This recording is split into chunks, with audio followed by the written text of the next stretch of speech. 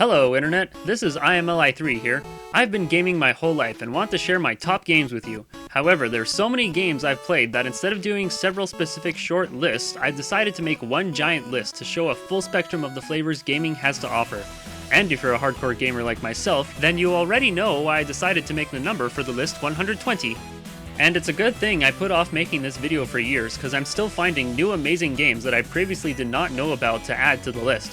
But I still haven't played every game, and can only tell you about the quality of the ones I have played, enough to determine are good games. So you may notice some well-known titles missing from the list. The judging for this list will be over the amalgamation of how one can judge a game, ranging from the overall quality of game design, to the impact it has on the player as in what it makes you think and feel, to the level of fun factor, because that's the reason we even play games to begin with, which is also something I plan to make a more in-depth video on in the future. Also, some of these games were too close in overall quality for me to decide which is better, so they are tied for their placement in the list, while others are so similar with what they have to offer that I combined them all into sharing their slot. Because if I had to have each of these games take up its own number on the list, then close to half of the list would be taken up by the same Mega Mans and Phoenix Wrights and Pokemons and other franchises like that. And pro tip, most of these games also have fan mods made for them, which for some are essential for getting an enjoyable experience out of them. And I've included links to the best reviews I know of for most of these games as well. Now, before we go on to the list, first I'd like to start off with a pre-honorable mentions for a few non-video games I've played a lot in my life, being chess and trading card games like Yu-Gi-Oh!, Inuyasha, and more recently Pokemon and Magic the Gathering, plus a bonus mention of AudioSurf. Not so much a game as it is a program that gamifies your music, because you're going to want to try surfing to the music from nearly all the games to come in the list, because with very few exceptions, I don't like games that don't have good music. Now, to start off, the first 20 or so batch of games are on the list mostly for their novelty of concepts in being video games. There are plenty of other more typically good games that could be included in the list, but really, for the most part, they would simply be less good versions of better games already on the list. So novelty is another factor by which these games are considered over others as well.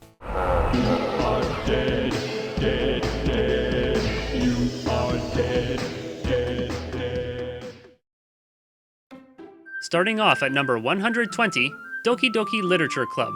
Talk about novel. No, not that kind of novel.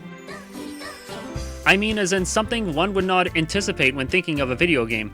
This Japanese visual novel style game made by the independent developers Team Salvato is the first to make the list, and while I haven't actually played it myself, nor do I even like these kind of games, I did watch Game Grumps Let's Play the full game, which is just as good, so I can attest that as is typical with these visual novels, it's full of kawaii desu overload to try and win the player over. But there's also more to it than that. However, this is one of those cases where you need to go in completely blind, so that's all I can tell you. Number 119, Recettear. Of all the games in this list, this is the one that stands out in my mind as taking the most novel approach to one of the most conventional and prevalent elements in video games that most of the games on this list include, which is having a store-like place where you can spend the game's mono-eye resource to acquire different things. Always in these games, the player is the patron of the store that is run by something else. In Recettear, that concept is finally flipped on its head, and you play as the person running the store who sells your wares to other patrons. Its optional dungeon crawling is terrible, but managing the store has some mechanical depth to it to keep the game somewhat interesting. Number 118, Hyperdimension Neptunia ReBirth 1 for the PC. The Hyperdimension Neptunia franchise is a super generic anime JRPG parody on the gaming industry itself, which has like 100 identical sequels for it, though there is one that's different enough that's worth mentioning, which is 4 Goddesses Online, which has 4-player multiplayer action JRPG gameplay, if turn-based is as unbearable for you as it is for me. The 4 main character goddesses represent the consoles of the Wii, Xbox 360, PS3, and the Sega Neptune as they battle for dominance over the land of game industry to acquire the faith of, aka more shares from the people, which increases their strength. And while the combat is mind-numbingly repetitive, this remake doesn't have random encounters, so that's a big save for it. And its music is so good, I'm convinced this song can cure depression. If you ever need a morning energy boost, just play this music.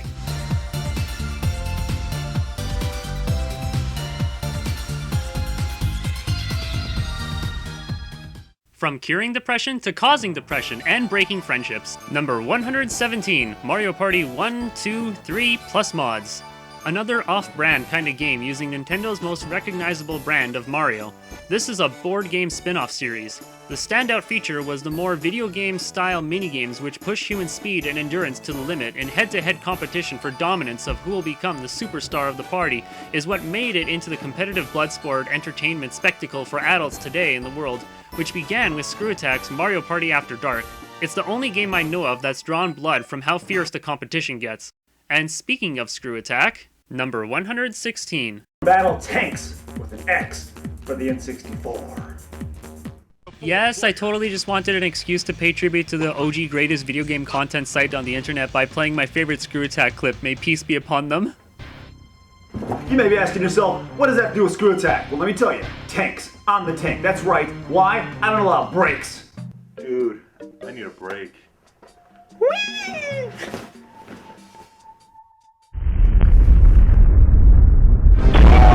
There are no breaks here!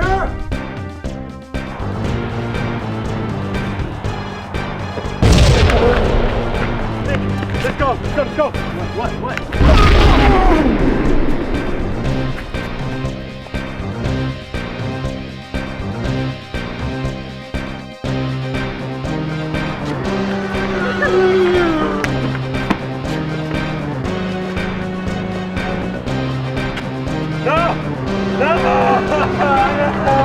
We do not take breaks here!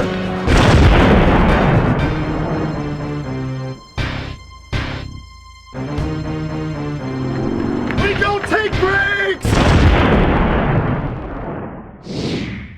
Number 115.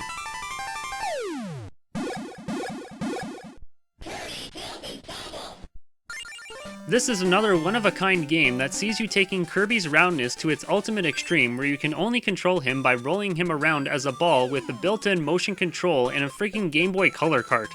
But since all gravity ball games are not fun, I wouldn't call this a good game. But since it was the only Kirby game I had at the time, I still wrapped it by mastering the art of tilting and tumbling Kirby through one of the hardest games you'll ever play. And then, as an extra challenge to any true gamers watching, I then continued to play on a Game Boy Advance SP whose cartridge slot to screen position is upside down, which meant I was beating the game with reverse controls and a floppy screen. Top that! Number 114. Roller Coaster Tycoon 1 plus 2 plus the mod OpenRTC 2 for multiplayer support. Let's try to recall some of the better times from our childhoods for a moment, shall we? Remember there was once a time in this world where you could get video games out of cereal boxes?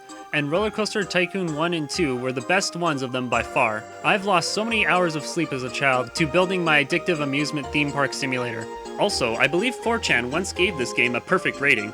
If only the theming items actually did anything, or it had any actual soundtrack, it might be higher on the list. Number 113. Kingdom 2 Crowns. Behold, the only semi-good mobile game ever made! Also, not counting Honkai Impact, because that's my sister's expertise, she can make her own review for it. And that's because this game doesn't want you to play it. Rather than using prompts and mechanics to get the player engaged with playing the game for what's next, like the previous entry does, it uses purposeful obfuscation to get the player focused on being present in the moment in its low, graphically detailed, tranquil world. You know, how we used to enjoy playing games.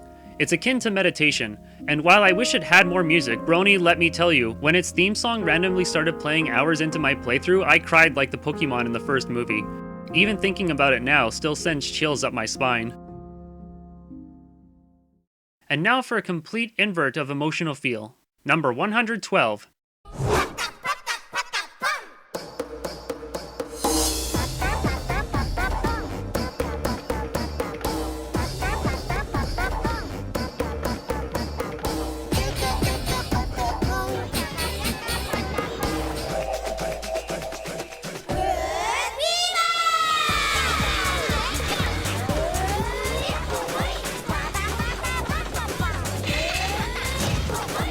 You now know all you need to know about this PSP title. It's a pseudo-side-scrolling, pseudo-real-time strategy rhythm game. I really don't like rhythm games, but the rush you get as a player when you can maintain the groove amidst the fever-pitched chaos of battle is one that simply no other rhythm game can offer you. And now for a reverse of that complete invert of emotional feel. Number 111, The Liar Princess and the Blind Prince. Another game centered around the novel concept, so of course I can't spoil anything. Its presentation is one of an old folklore fairy tale book that is irredeemably adorable, and the gameplay consists of the Liar Princess escorting the Blind Prince through the forest's easy puzzle platforming to reach their destination, and it uses that to enhance its development of the narrative. Which, yes of course, hit me right in the emotions again. I dare anyone to beat this game without crying though, it cannot be done. And that music, oh my Luna that music. It only has 15 tracks and it's a better OST than most games. That's just how good it is.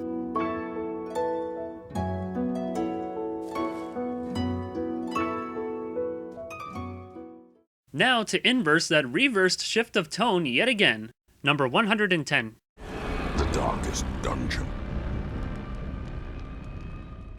A brutally hard and oppressive, dark, atmospheric, Lovecraftian love project with heavy random number generated, all turn-based, roguelite, dungeon-crawling, role-playing gameplay perfect for making adults cry in fear as they miss their hits and lose their sanity, and have their team wiped permanently into the grave needing to be replaced by new fools, adventurers. Plus lots of stuff you can add with mods, especially to make the game shorter, because grinding ruins the game. Also, I recommend not using the in-game minimap. I find that completely distracts from the experience both in gameplay and atmosphere. Number 109, Game Ground. This is the first roguelite game on a Sega console. As the name suggests, you must play through each single screen level, preferably with a friend in co-op, and gain ground by rescuing a variety of captured warriors on each level to add to your character roster, but who will perma-die if they get hit, creating a tense tug of war as you risk your current heroes to get more, because every character you have is another crucial chance to make it through each new stage. A highly rewarding game to play, but I also have no idea what the end of the game looks like because it's so hard I was never able to make it that far. Number 108. The Ooze. A completely unique kind of game where you play as a man working at an evil corporation who was caught finding out too much of its evil deeds and was injected with a toxic ooze and thrown down the waste pipes, disposed of for good. Except you were not disposed of. You live on, having been transformed into a nightmarish blob known as the Ooze, and must use your ooze to fight and infect your enemies to convert them into more ooze to add to your blob to navigate your way back to the head of the corporation to find a cure to return you back to normal. And remember, don't lose your ooze! Number 107, 6, and 5. Kingdom Come Deliverance plus Rise from the Ashes expansion, and Subnautica plus Subnautica 2 Below Zero. And Dying Light. I don't need to mention Skyrim here because everyone, even non-gamers, know that game, right? Yeah, okay, so let's take this opportunity to talk about some rare concepts in the open world genre. Here are 3 very well made but drastically different open world games. Brothers in Christ, we have gathered here today to welcome a new novice into our midst. Ever wanted to feel what it was like to live in medieval Europe? Well, now you can. Kingdom Come sets out to deliver an as authentic as possible Middle Ages world while still maintaining an engaging game to play. The service of God, obedience, and endurance of all discomfort. Like making a realistic reaction-based combat where dodge rolling and magic does not exist. It's the attention to detail in this game that really makes it stand out. Even something as simple as hunting is done so well, it's more enjoyable to do in this game than in other not good video games where the only thing you can do is hunt. Accept your new name and wear it with honor.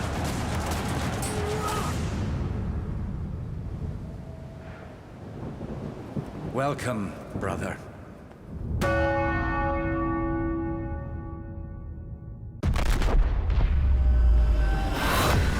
In the magical world of today's society with video games, we have been able to create entire new worlds in a reflection to explore and affect with our agency, which probably best of all is inconsequential. So, ever wanted a survival horror game where you explore an alien subterranean planet? Well, now you can.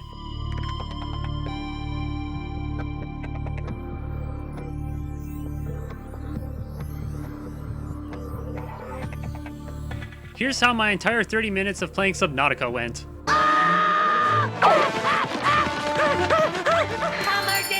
Everybody out of the water! Hurry! Emergency! Out of the water! Emergency! There are sharks in there! Hey, that's my family you're talking about. Sea monster! You know, we sea monsters have made great strides in the fields of science and literature. From underwater survival to zombie survival, Dying Light is an interesting case where the concept of the game is great, however it's crippled by so many design flaws from the plague of modern AAA games who tried to make products that appealed to movie fans instead of gamers. There isn't even any good music, and the balancing of the entire game is completely off. I played on hard difficulty and finished the game with millions of dollars with nothing to spend it on, and I was forced through so many poorly designed set pieces that had effectively random and trial error for it if you could get past them, which is made exponentially worse by the part where when you die, the game literally steals XP from you. The most fun I had playing Dying Light was either at night when it goes into horror mode because of the super zombies that can start a horde chase after you, and the one time when it glitched out and every zombie became a runner zombie, but they also died in just one hit instead of the 10 or 20. This suddenly made the game way more exciting and fun, like a good game would be, and leaves me to wonder what could have been. But as is, I would recommend playing this game on normal difficulty.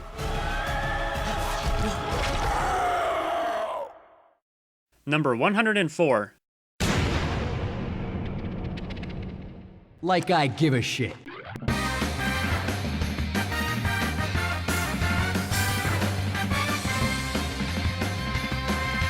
God Hand.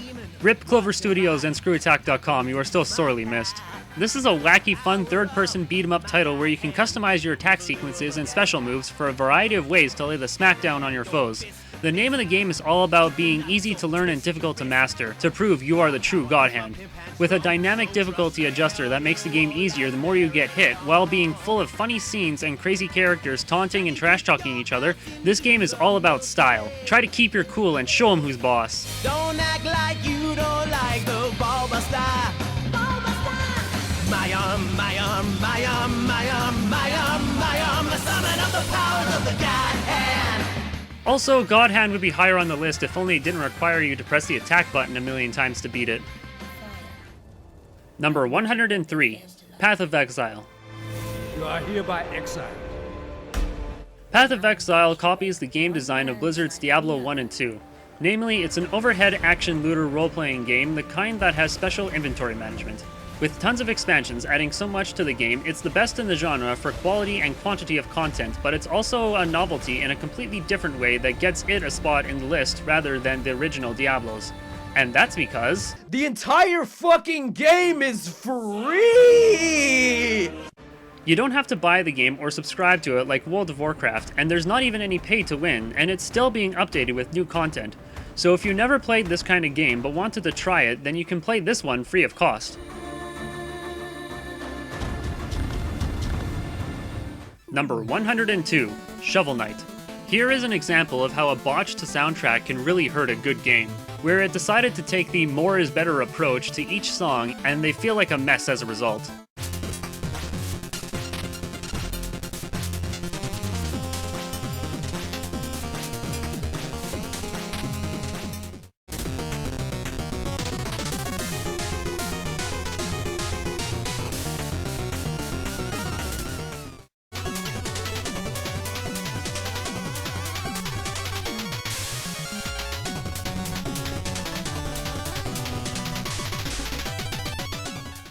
Shovel Knight is one of those games that tops some people's best games of all time lists, as it was made to be a tribute to the NES platforming era by utilizing all the good elements that were developed during that time, which it does pull off rather well, though really it looks and controls more like a SNES game. It's just it would need to have better music and likable characters to be higher on the list. Also, you know this list is going to be epic when a game that tops many people's lists is at the bottom, lol. Number 101. Super Hexagon. Begin. Now here's a no pointless story, one thing to do type of game that's all about the music getting the player pumped to play it. This is the most mechanically simple game on the list, which is why I love to use it most as the first thing to play with new people. I even managed to get a pig farmer to play it. Play this game while freshly high and ride a trance of epic beats and reflex reactions. It's like you're perpetually exponentially expanding through the layers of our dimension. Radical, dude. Welcome to the Aperture Science Enrichment Center. Let's look at some of the challenges you'll face as a test participant. Number 100, Portal. In a gaming world that was rapidly finding itself in the midst of what would be an endless tsunami of first-person shooters following the success of Halo that to this day sees no end in sight, one of these games decided to focus on different aspects of what can be done when shooting from the first person's perspective. For this is a Portal physics-based puzzle platformer that became a cultural phenomenon even outside the world of gaming. It's more fun to play than it is to describe though, so even if the memes from this game turn you off from the game, I would still recommend giving it a try.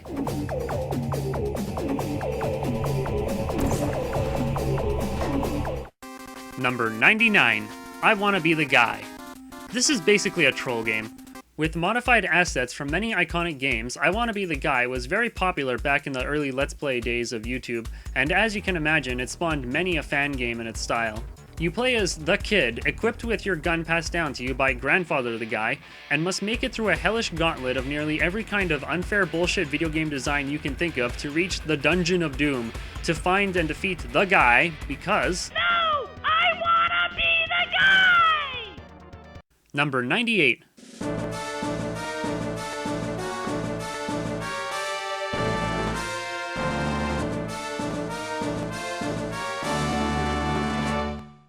Pokemon Stadium Plus 2.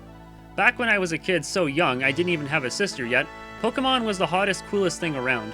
In fact, I remember swearing my loyalty to the show, thinking at the time that even if I grew up and liked it less and I found better shows that come after it, which would likely be the case, that I would still forever hold this as the best and most meaningful show to me. That's just a level of emotion the creators were able to capture in introducing so many new humans to the idea of a grand adventure. But in terms of games, so far all we had were the Game Boy ones. We knew as time went on we would eventually get a 3D Pokemon game.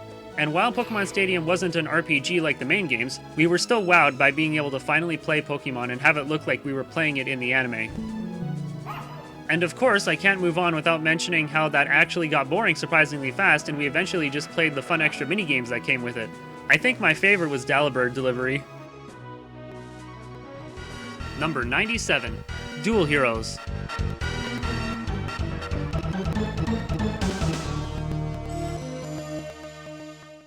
Want a good 3D Power Rangers fighting game?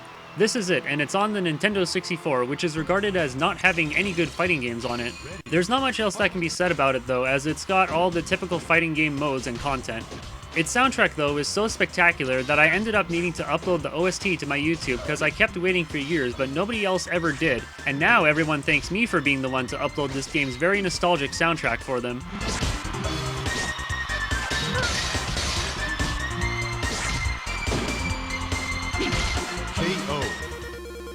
Number 96 and 95.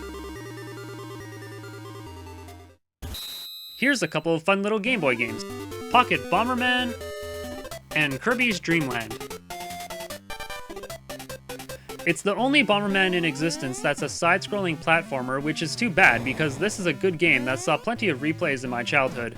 The Bomberman formula works so well with platforming, and you've got a campaign complete with bosses and a few bonus minigames as well. Best of all, you've got that sweet Bomberman theme in a portable mode, plus all the new music is great as well.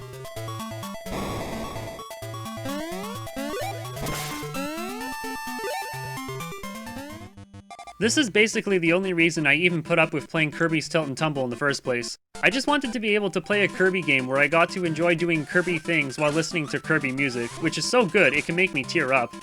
This is the Kirby game that started it all for the pink puffball, and is among my earliest gaming memories. This is a short, simple platforming delight, perfect to introduce new gamers to the world of gaming with. Number 94 and 93. Harvest Moon Save the Homeland? And Stardew Valley plus mods. Who would have thought a farming simulator would have had any fun value to it? Teenage me certainly didn't think it was possible, yet I still gave Harvest Moon Save the Homeland a try and was pleasantly surprised by the best Harvest Moon game there is. And it's got some of the cheeriest music in video gaming to help encourage you along.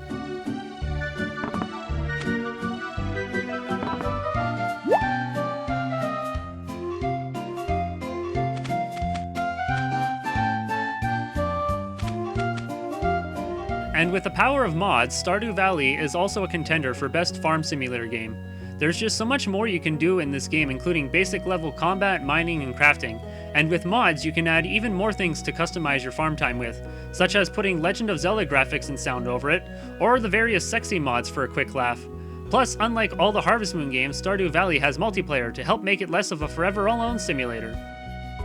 Not that I would know, never having gotten to try it. Number 92, Wonder Boy Monster World.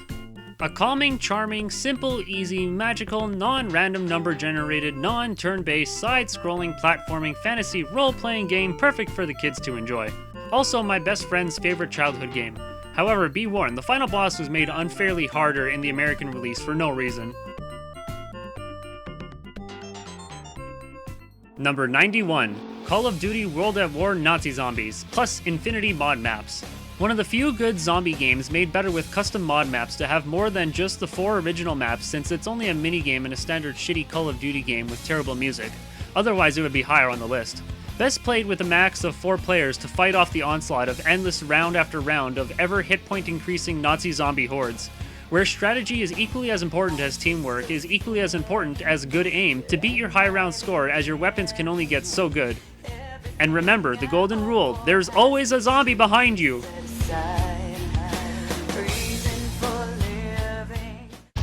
Well, what shall we talk about? Number 90, Command & Conquer 64 plus the remaster plus mods and open source code. Wipe this temple off the face of the earth. The first of many real-time strategy games to make the list. Command & Conquer 64 is one of the 2 RTS ports to the N64 console, along with StarCraft 64. But unlike with StarCraft, I consider CNC 64 to be the superior version of the game over the PC original for the improved graphics and music. Though what stops it from being higher on the list is its criminal lack of skirmish maps and multiplayer. That's right, this version of this real-time strategy game is single-player only, which, hey, I guess is fine if you don't have any friends like me. But all that has been set right with the recent remastering of the Command & Conquer franchise, which is being heralded by the fans as the best remastering of a video game ever done. Welcome back, Commander. Number 89 and 88, Super Mario Bros. Plus the Lost Levels and Castlevania Plus 3. Now this is where I would put games like Blaster Master or Little Samson instead of these ones if I had played them before making this list. But since I haven't, Super Mario Bros. Gets the spot on the list as it's still one of the most recognizable games 37 years after it was made. There is simply no denying the astronomical impact its simplistic and charming gameplay had on the world, bringing video games as a medium back from the ashes of a collapsed industry, because during that time video games were a new thing and just too low tech and shitty. Super Mario Bros. Would mark the first benchmark of a standard for how fun a video game should be to play that all other games would have to measure up to or be thrown into the trash heap with the rest that came before. Meanwhile, the Castlevania franchise is also something really special. For me, it's got among the best music out of all the franchises in video gaming, which would be impressive enough on its own, but the games are also top quality stuff as well. The first Castlevania game is the most solid, well-designed, and hardest platformer on the NES, where you play as the coolest character in video games, the one and only Simon Belmont. And just what makes him the coolest character, you may ask? He storms Dracula's castle to slay the legions of hell and evil by himself, and he does so with only a motherfucking whip! The life of a vampire hunter is about as hardcore as it gets. Number 87, 86, and 85. My Little Investigations and Ponyvania Order of Equestria and Fighting is Magic. That's right, Brony, it's time for some pony fan games to make the list. First, we have My Little Investigations, a pony version of Ace Attorney Investigations that's completely unique in its design and has full character voice acting. The only problem is the project has yet to make more than one case for it, but the one case they do have is of Ace Attorney quality. Also, I think this is the best game that exists for having the player feel like they're actually in Ponyville.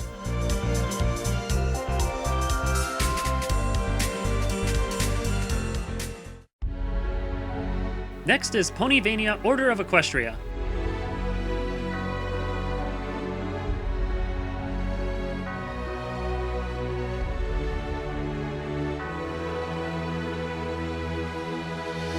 A ponyfied Castlevania game with unique ponyfied characters and levels, but lacking unique music for them. Instead of being an RPG platforming castle exploration game like the other RPG Castlevanias, it has separate side-scrolling levels like the classic Castlevania design, except it's still an RPG, which is a poor conflicting mesh of styles, making it more like Castlevania Order of Ecclesia, which isn't even on this list for the same reason.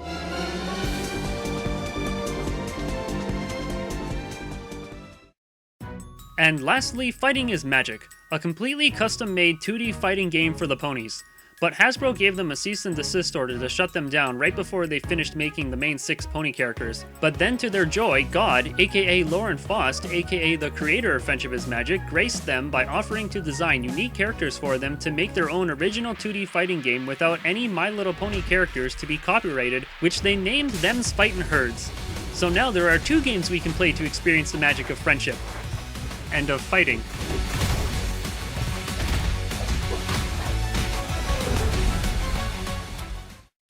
Number 84, Mega Pony.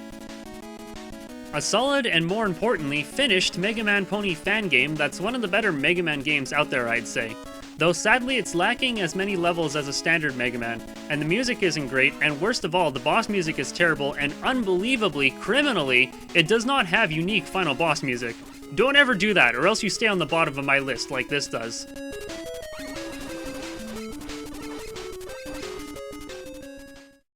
Number 83, a game with a kitty too, Darkset Adventures. An old, free, tiny file-sized, independent title back from a time when gaming was more pure and indie devs put soul into their games and didn't just mass-produce bad Metroidvania roguelites and party shovelware games.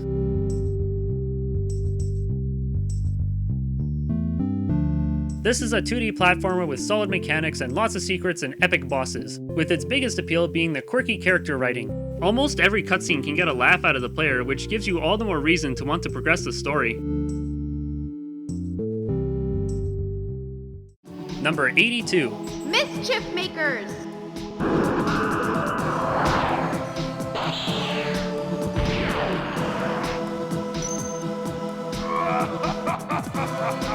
Wacky 2.5D N64 platforming with the most gameplay variety of any platformer, complete with over-the-top boss fights, thanks to its unique mechanic of using your strong robot arm vice grip to only grab things instead of punching them, allowing you to grab and throw back most enemies and projectiles.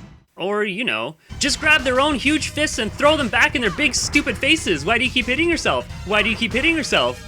And it even has level completion rankings that basically demand you beat the levels perfectly for the best rank for the kind of gamer that actually does like hurting themselves. Shake, shake! Number 81, A Hat in Time.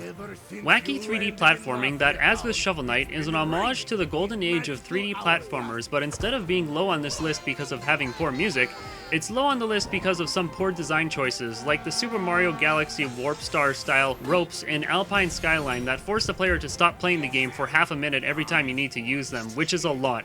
Or the boss fights, which take way too long, especially the one that has like 7 different phases and takes 10 minutes to beat. With the smoothest controls and most voice acting of any 3D platformer and cooperative play, this game is a real trip. Where one level you'll be invading a mafia stronghold, the next you'll be pulling off stunts in the city for fame, and the next you'll be solving a murder on a train, and the next you'll be in a survival horror mission, and the next you'll join a different mafia ran by cats. Just non-stop crazy times. Number 80. Oh, you must be Professor Layton, I presume. Professor Layton and the Curious Village. When I saw this game in stores, I thought it was stupid. A game where you just solve random puzzles? No thanks. Then, as I gathered more gaming experience, I eventually decided to give it a try, and I quickly learned that I was the stupid one. For the Professor Layton games are a masterclass in point-and-click narrative-driven gaming with good puzzling for the most part, where you get to play as the world-renowned puzzle master and gentleman of gentlemen's Professor Layton in order to solve all sorts of intriguing mysteries. Professor!